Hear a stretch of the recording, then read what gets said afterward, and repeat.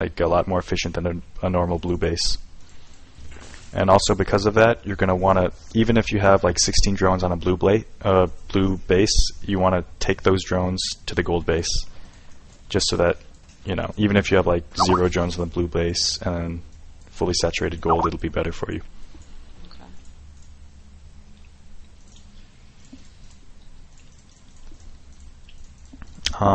So you just want to keep that hatchery thing that we talked about in mind. Like whenever you have more than 500 resources, just make another hatchery, and eventually you'll get to the point where that you won't be above 500 resources, so that it's good because you're staying on top of your macro.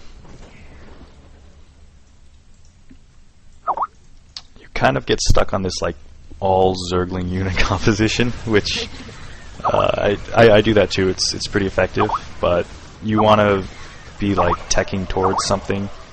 Generally, I like to tech towards infestors, but you could go like straight for ultras or something. So I guess I could do it right now because I have enough minerals. I would recommend, like, whenever your layer comes up, to put down a spire, just in case your opponent decides to go air, so that you just don't like get completely run over. Okay. And then you can use that spire for broodlords. As you get better at scouting and like larva injecting and creep spreading, you're not going to need these like safety buildings, like a safety roach warren and a safety spire. You can just completely skip them, or react to your opponent better.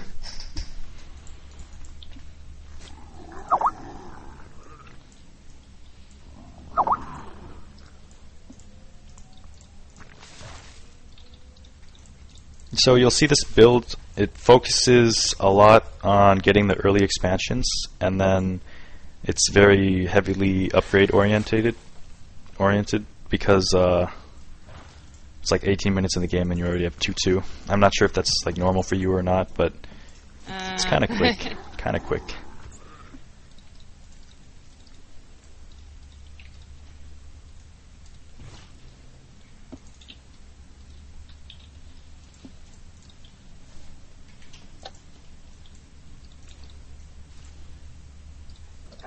Alright, you've got like 6 hatcheries. They're not even all hotkeyed, but really, really hard to like manage.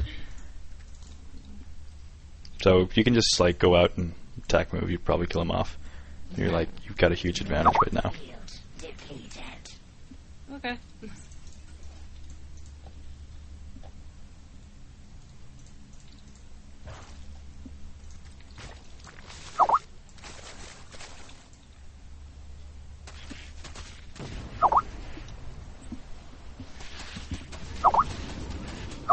So yeah, he's got like no units.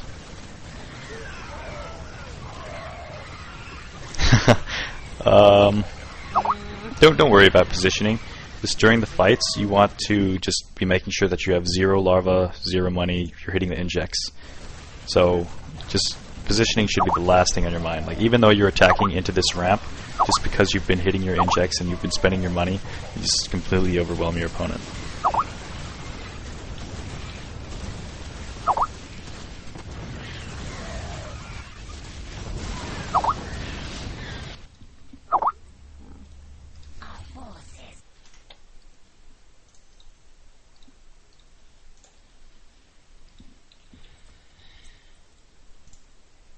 Cool. All right.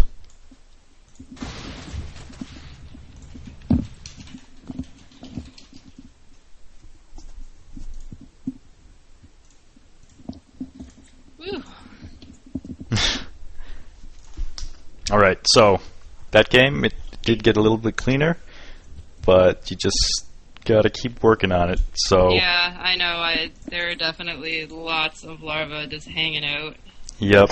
And then, like, whenever My you... creep spread was absolute garbage. Well, the good thing is that you know what you need to work on. Like, if you're ever in a position where it's like, well, I lost this game and I have no idea what to do, I'm terrible, like, that's not what you want to happen. As long as you have, like, a good goal, like, you know what you need to work on, how to work on it, then you're going to keep improving. All right, so this guy's going on very hard, which is I'm actually kind of worried because my lower league friends struggle with very hard. So we're gonna do it. And we're gonna see what happens. All right. So just try to get that drone saturation as quickly as possible, and then from that point you just switch to all units. Alright. So what was it, like 40-ish for supply for... Yeah. Yeah, and then just text right to units? It is 40 supply, but things to note are like in games where you get cheesed and stuff, and like all the timings are thrown off, you want to know why you're getting the 40 supply gas, and it's because of the full drone saturation at your minerals, 16 and 16, and then the 4 queens. So, yeah, get the gas because you have 16, 16, and the 4 queens, and not because you're at 40 supply.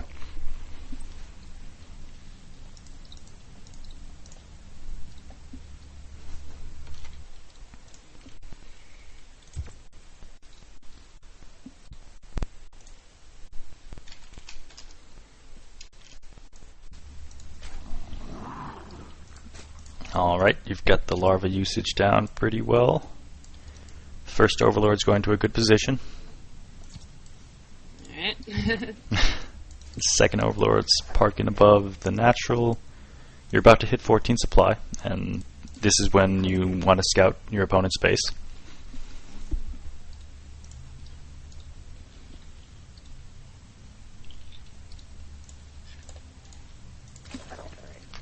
You're about to reach that 200. Yeah, okay.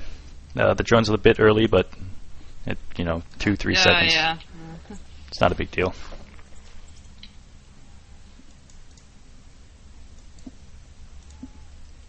So there goes the hatchery.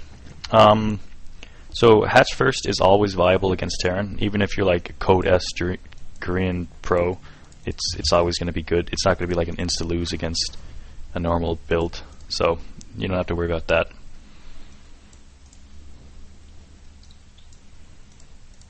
Alright, so you see the 2 barracks. And gas. A normal player wouldn't be able to get that gas, but they're computers, so they get a little bit more income. But kind of forgot a key part of the build. That would be a spawning pool. Oh, fuck. Yeah. Oh, man, I'm such an idiot. That's okay. This guy's a very hard computer, so it's intimidating. Shit.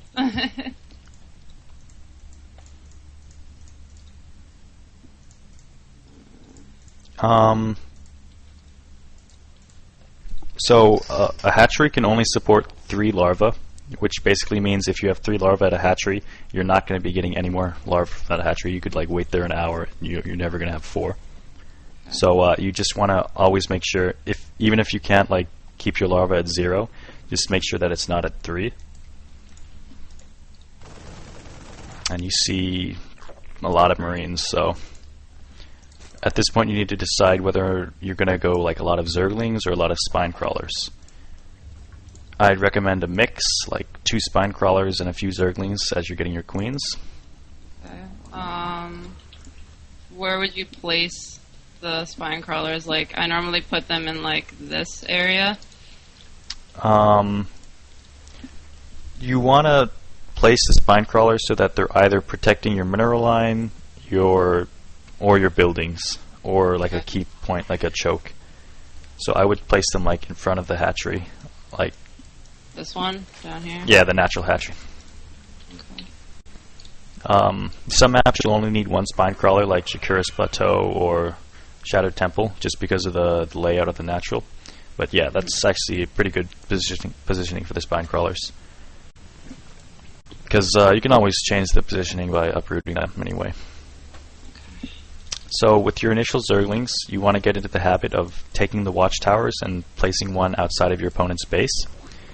But you also want to be hitting those injects and trying to stick to the build as closely as possible. That means like getting the 3rd and 4th queens and keeping the larva at 0. Another thing to note is that, like, you want to really try not to get supply blocked before 40 supply. You're not supply blocked right now, but it's just like one of the most important things that you can do. Mm-hmm. Because the supply block at 40 supply will be like 5 times as inefficient as a supply block at like 100 supply. So wow. it's a really, really big deal. Like if you miss your first Overlord, pro gamers just leave the game. It's like too far to come back from. So like that's how important it is. But generally you don't miss the first Overlord unless you're like not paying attention or something. Is it 2 whatchamacallits, Evo chambers? You want to get the 2 Evo chambers as soon as you're you want to start making units here because you saw your Zergling at the Watchtower got killed. So just spend all your units on, or all your larvae on units. And then the 2 Evo chambers come as soon as you start your metabolic boost. Okay. Even though you're being attacked, you want to be hitting the injects and yeah, hitting the injects, making sure your money's at 0.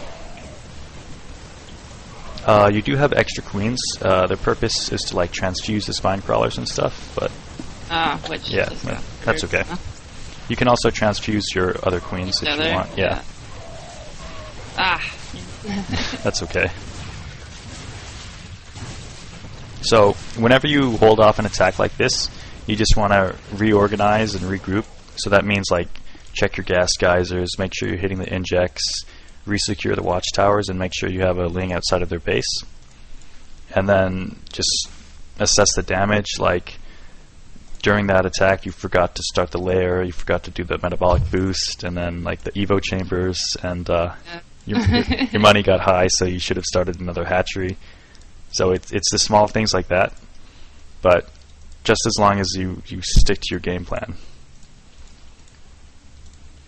So so check the gases because you're actually not saturated at all over here. Yeah. So it's kind of deceiving. You have a lot of money, but your drone count is actually pretty low. If I check out your drones, you're actually at like 16 for 2 bases for minerals, and you want to be at 32.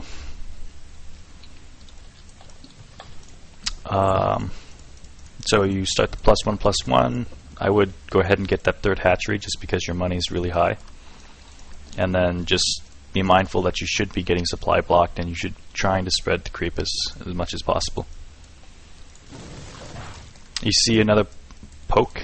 Your opponent killed off the Zergling that you had as a ramp. You want to replace that Zergling and either make units or wait to see whether or not he decides to push out.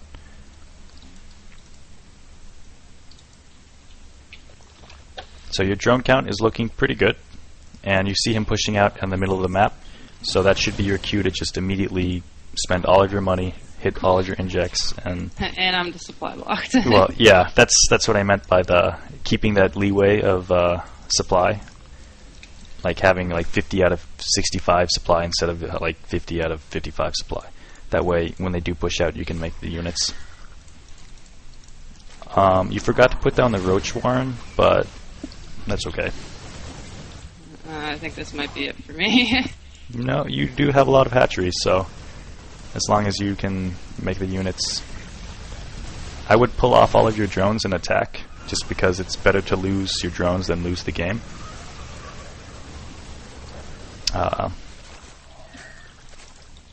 What happened was you didn't have your 3rd and 4th hatcheries hotkeyed, so you actually have like 7 larvae at 1 hatchery that weren't used. But that's okay. I mean, you did pretty well there. You got pressured in the start, but that kind of threw you off.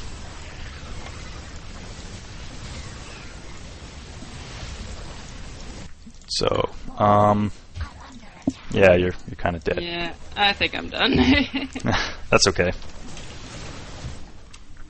Fuck.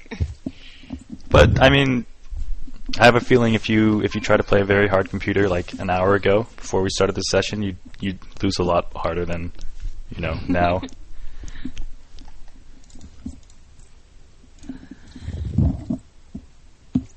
All right, we're going for game.